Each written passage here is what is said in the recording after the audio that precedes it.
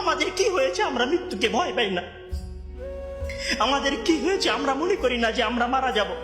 পৃথিবীর সর্বশ্রেষ্ঠ মানুষ, সর্বশ্রেষ্ঠ রাসূল দুনিয়া থেকে বিদায় নিলেন, তার সাহাবীদেরকে ছেড়ে তিনি দুনিয়া থেকে চলে গেলেন, ওপারের জগতে পাড়ি জমালেন। আমাদের কি হয়েছে যে আমরা বিশ্বাস করতে চাই না, আমরা প্রস্তুতি গ্রহণ করি না মৃত্যুর জন্য? আমি আপনি কি মনে করি যে আমরা চিরদিন বেঁচে থাকবো? আমি আপনি কি মনে করি যে আমার গ্যারান্টি রয়েছে আমি সালাত আদায় করে আমার রুমে ফিরে যাব?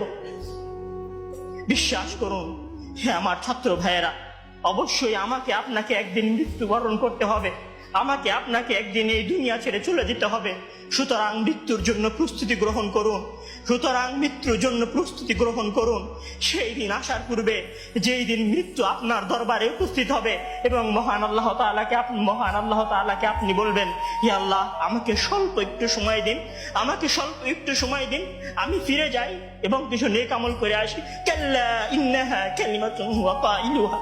তখন মহান আল্লাহ তাআলা বলবেন, কোনো সুযোগ নেই, এটা তো তার মুখের কথা মাত্র, সে ফিরে গেলে আবারও আমল করবে না, সে ফিরে গেলে আবারও আমল করবে না। সম্মানিত ভাইরা, সেই দিন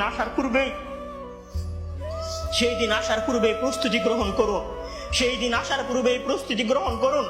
জেনে রাখুন, সেই দিন উপস্থিত হয়ে গেলে আর কোনো আমল করার সুযোগ থাকবে না।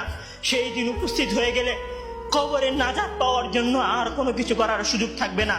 সেই দিন এসে গেলে 2 রাকাত সালাত আদায় করে আল্লাহর কাছে ক্ষমা প্রার্থনা করার কোনো সুযোগ থাকবে না।